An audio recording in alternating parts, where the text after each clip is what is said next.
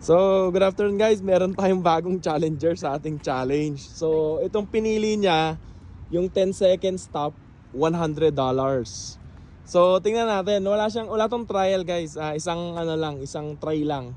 So, pag nakuha niya, 10 seconds diretso, $100.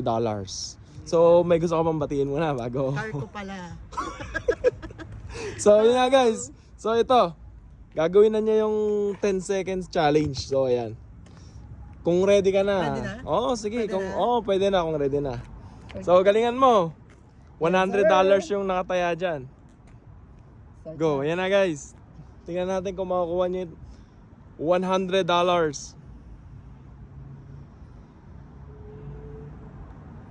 Oh!